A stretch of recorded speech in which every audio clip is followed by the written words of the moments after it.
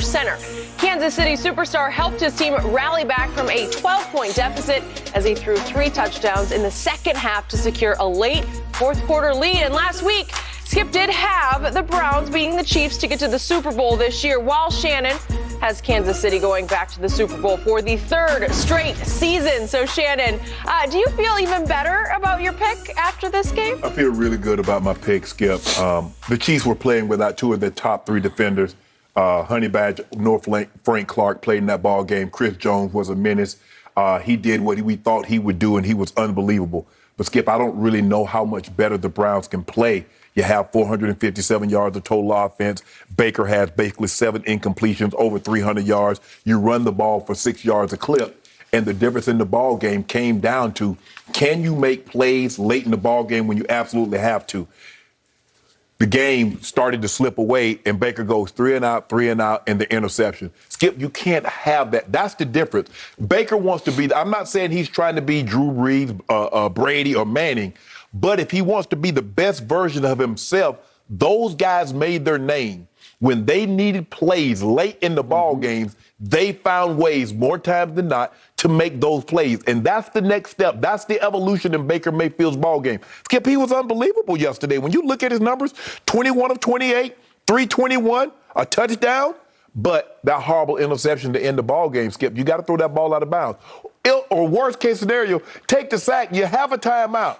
Use your timeout. You still have, 45, 50 seconds left in the ball game. No harm, no foul. But the one thing you can't do is turn the football over. You know this, when you play the Kansas City Chiefs, Skip, a lot of things are going to have to go in your favor. You're going to need to have to steal a possession. Hopefully they turn the football over. You're going to need to get somewhere into the mid-30s. You're going to have to get to 30. And then hope Mahomes plays bad. He plays like this, and they don't turn it over. You're not beating him. He just can make plays. That play that he threw to Tyreek.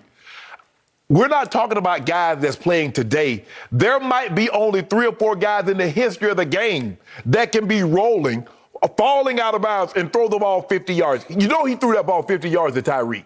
There have been very few guys that's ever took a snap in the NFL that can throw the ball like he can and can do the things that he does. And so Cleveland, while you can take some positives from this, Baker, at the end of the day, Skip, you had a 12-point lead, you had a 9-point lead. Eternity remaining in this game. You're on the road and the team's building. To be the behind team the that you want to be, that's the first sack. You got to win that game, Skip. You got to find a way to seal the deal. And I don't know what the hell the punter was thinking. Skip, he panicked. He still couldn't run the ball. Where do you think you were going? It was 4th and 13. You're not going to race them to the first down marker. Even if the ball only goes 20, 30 yards. The one thing you cannot have happen is that, and I think that was the difference in the ball game. One team remained poised, knowing they had been in these situations before, and they stayed the course. The other team all of a sudden started to see the momentum start to slip, and they panic. The punter drops a punt. Baker throws the interception at the end of the ball game. But I feel good. 23 points. They had 4 possessions in the second half. They got touchdown, field goal. Can you say it with me, Skip? MVP. MVP. MVP. Can you repeat after me? Thomas Edward Patrick Brady Jr., best quarterback in football. MVP. MVP. He's already off to the races. He's going to win it this year. He got 2 INTs. Yeah. You told me they were both disqualified. You have no problem with either one of them. I don't, but they on his resume. What was that? Hail Mary, am I right? The Hail Mary, Skip. And one hit Fournette right in the hands and popped right over to my man Trevon Diggs, right? A little high. Okay, just a little high. All right, now, my turn. What did I see from my Super Bowl pick yesterday? Nothing but great. Loved every bit of it except for 2 mistakes late in the game. I saw a Cleveland Browns team on the verge. I saw a Browns team that needed that as a measuring stick to show them where they fell short. Because to your point, Kansas City made no mistakes, and they ended up making 3, but the first 2 were the most egregious of the mistakes. And you cannot make them at Arrowhead or you're going to lose. And I think that was a great learning lesson for the Cleveland Browns because Baker came out like he meant business. That was the best overall game under fire I have seen him play as a professional. I thought he lived up to being the first pick in the draft. I thought he played, or I should say he outplayed that guy in Buffalo yesterday. We're going to talk about him, but Josh Allen had a tough afternoon yesterday, right? At home against the visiting Pittsburgh Steelers. But my point is that, to your point, 21 of 28 for 321 should get it done. Yes. When you rush for the kind of yards, they rushed for 153 yards to only 73 for Kansas City. That should get it done. And what did we see in the opening Cleveland drive of the game?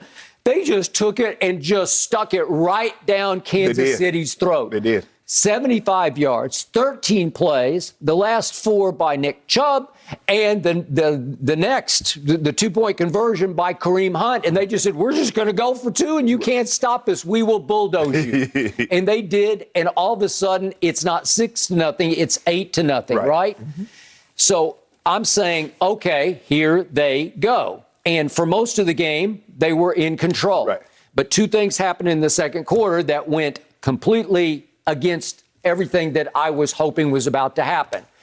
The first thing that happened was Ronnie Harrison Jr. got tossed from the game. He lost his mind. Okay, well, did he lose his mind, or did he get the wrong call here? Because here we go, and he's just trying to get free. Step on the man on purpose. He's just trying to get loose. He's trying to get loose because he's getting stood up, and he's on the Kansas City sideline. He's just trying to get free. He's not trying to step on anybody.